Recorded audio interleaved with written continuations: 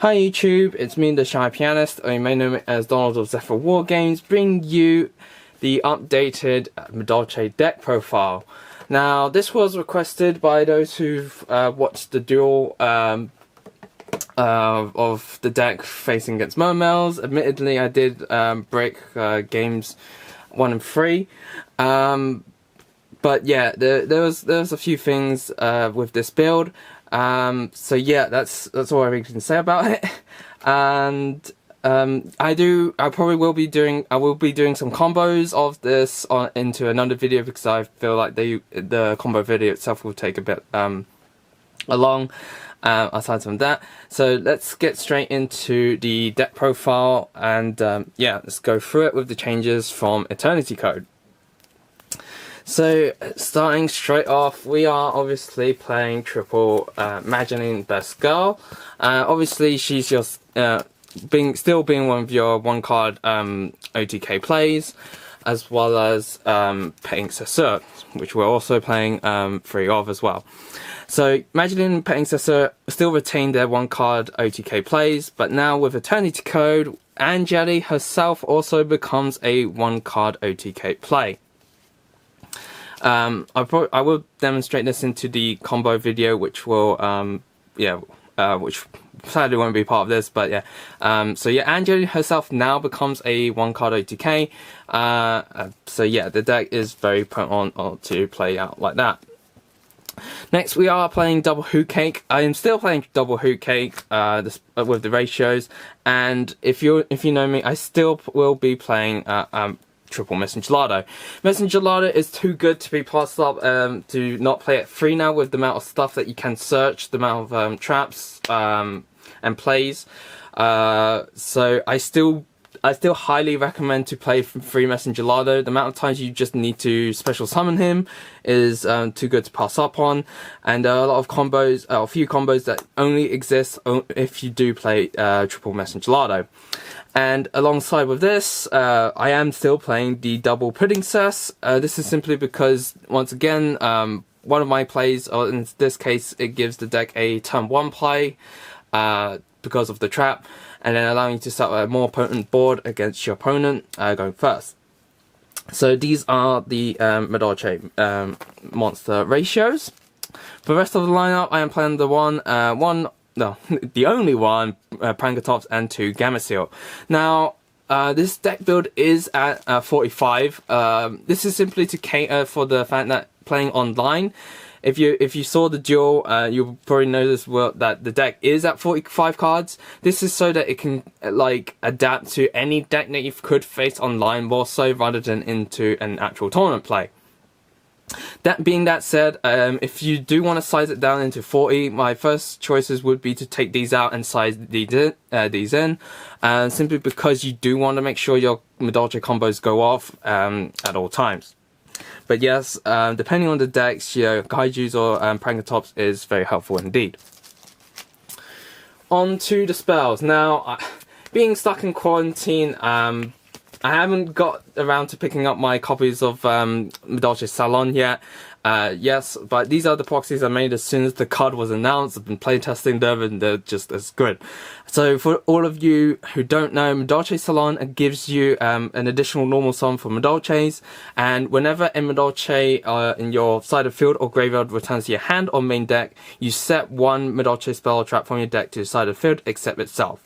Now, bear in mind, this is a compulsory activation, so if you have everything set up and you have, in my case, a second field spell, and then you trigger off Salon, you must set a field spell to your side of field, making you lose that 500 attack and defense. So be careful when you're setting up a turn 1 play. Make sure that you don't have a second, Chateau or whatever, in your deck, and then you trigger Salon and you lose that boost.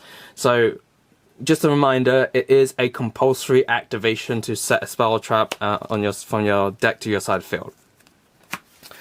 For the other Madolche spell traps, as I mentioned, I am playing the Double Chateau. Still loving playing Double Chateau. Nothing more really can be said. Fair few of the combos that I do rely on the fact that you have a second Chateau. And obviously we still have the 1 ticket. Now, being that said, ticket is very nice to have at 1, and then player's preference or whether to have it at 2. But I feel like playing it now, still playing at 1 is still fine.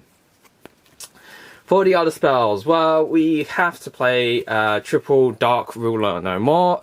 This is just your auto win out for against Emancipators and like hero decks, other combo based decks, but yeah, mainly Emancipators. You just need to have this now. Just clear their board. Obviously, we do still play triple Call by the Grave. Hand traps still hurt. Yeah. We're less susceptible to being hand traps now because of the trap. But it's still, still good to have just to make sure your plays go through. Next, we are playing the triple Foolish Barrel Goods, as you probably see, Super Aldrin Secret as always. But yeah, triple Foolish Barrel Goods. Now, reason being, this is a combo extender under the condition that you get hand trapped. This is so that you make your play, you do your searcher, like Magdalene, they don't ash it, you go Petting Cessor, they ash that. If they know to ash your Petting Cessor, you follow up with Foolish Barrel Goods and you continue your plays as normal. And if you don't know what to send, well, we are sending the Promenade, our new trap, to then extend our combos and to go even further beyond. Yeah.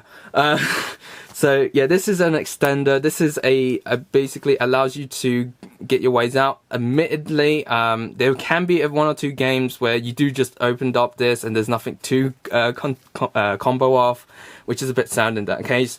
But this can help in those times of plays. Last for the spells, I'm still playing Double Twin Twister, just to get rid of back row as much as possible. And sometimes for the discard, you discard the Promenade or a monster to trigger for your Hoot Cake. Can help you in some situations as that. So that's it for the spells.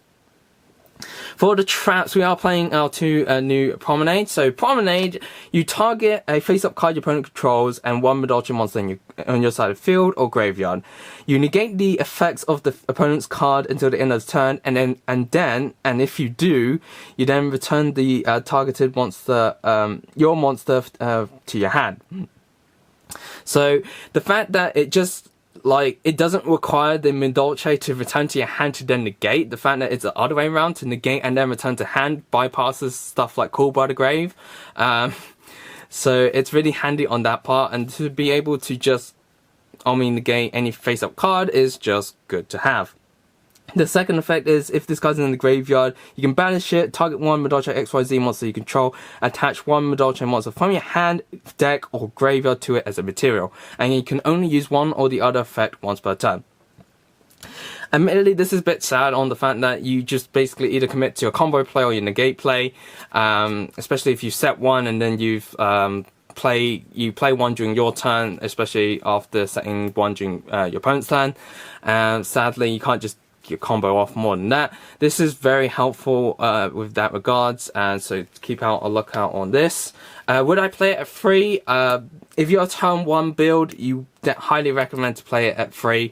And but for me, I'm mainly going for 2nd. I play it at 2, simply so that you at least have 1 to send to the graveyard with goods, and have 1 to set to your side of the field with Salon once you've done your plays. So that's it with the new Promenade. To follow up with the Madolche traps, I am playing the 1 Knight. This is in tandem with my 2-card turn 1 play. You set up effectively a Knight, a Promenade, and Glass Souffle on your turn, and you have a monster in your grave to bounce back with Promenade, allowing you to then trigger off tickets, summon out a Pudding Cess, and then making Knights doubly effective. So for all of you who don't know what Knights does, if you have no monsters in your grave, when your opponent activates a monster effect, you negate that effect. If you control a Pudding Cess, if you control Pudding Cess, you can non-target, randomly shuffle 1 card in your opponent's hand back to deck. So non-target shuffle 1 card in your opponent's hand back to deck and negate a monster effect. So yeah, this is generally for going first, and it gives the deck an extra potent play, going first, sadly, while being able to do the whole going second OTK plays. So yeah, it is a player's choice on that, so do what you will on that. But next, we are obviously still playing the triple Impermanence, best hand trap for Madolche's. And I am still playing the triple, maining the triple evenly. The amount of times that you can just evenly aboard to either force or negate or go to main phase 2, make your Madolche plays, it can win you a lot of games. This is just so that you can blow out a negate, or you completely overwhelm your opponent with like Dark Room No More, followed with evenly. But yeah, generally to just clear the boards on that part. And last but not least, for this 45 card deck, I am playing D1 Red Reboot.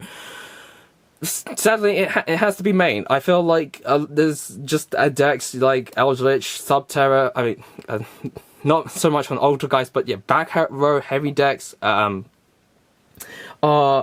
still a threat against Madolche's. Now, you're probably wondering, why am I not playing Lightning Storm? Would you be playing Lightning Storm? You should be playing Lightning Storm. Yes, I should be playing Lightning Storm, but I don't have any copies of it. Hence the price tag or whatever. But yeah, I haven't invested into getting Lightning Storms. But yes, if you do have Lightning Storms and you play with Madolche's, by all means play it. You need to make sure that you clear out their back row, and then the monsters you can deal with, because that way at least you know the factors that are negating your plays, and you can then play around the plays. So that's it for the main deck. For the extra deck, I am still playing pretty much triple Tiramisu, like, what can you say, non-target shuffle. The fact that you can now, some combos, you can now non-target shuffle up 6 cards your opponent controls, too good to pass up on. Still playing triple chocolate mode. This is, like, admittedly, what I'm going to show now, triple glass souffle and triple sister. Now, I am playing triples of everything simply because that Dinos is still a thing, Lithosagum is still a thing, and I hate Lithosagum on that very part.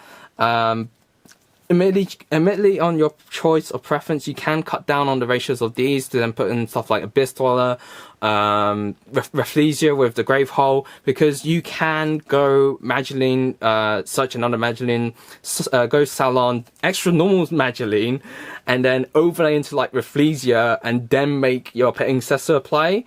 So you can set up yourself with a counteraction against Nibiru before you do your Madolche combos.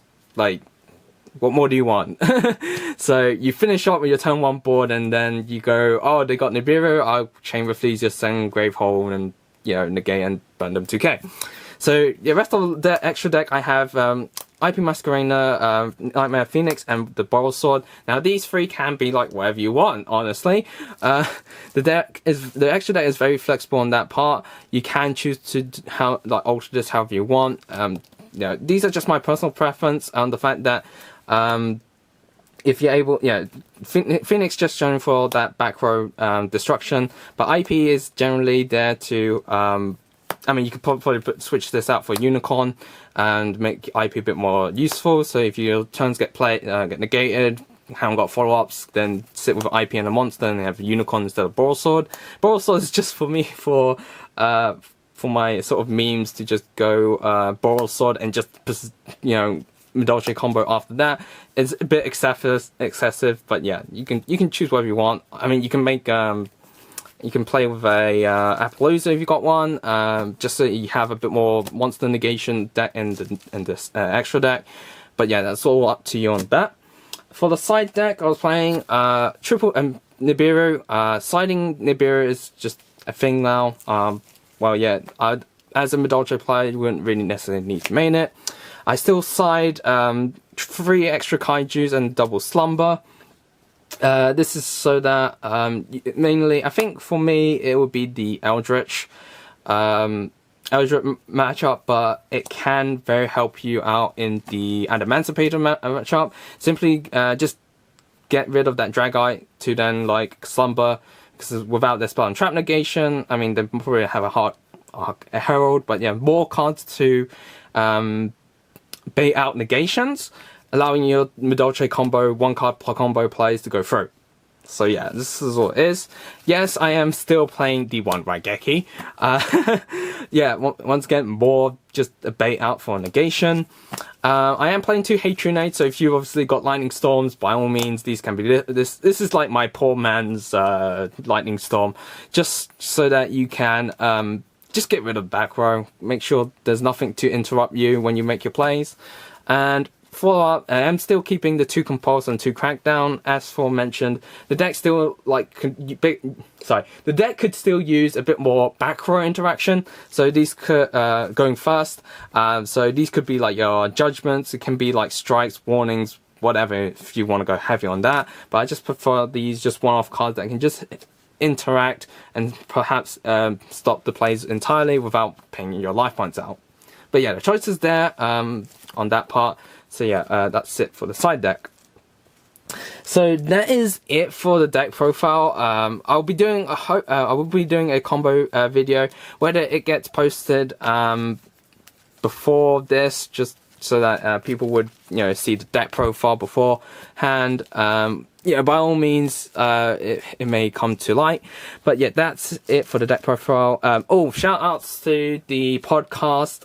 I will be appearing on episode 3, which will be up next week or something. Yeah, next week or so. And yeah, talking about Madolches. So yeah, so you can find the podcast on Spotify, iTunes, and Podomatic, so from what I'm told. So yeah, thank you for watching. Don't forget to like, comment, and subscribe.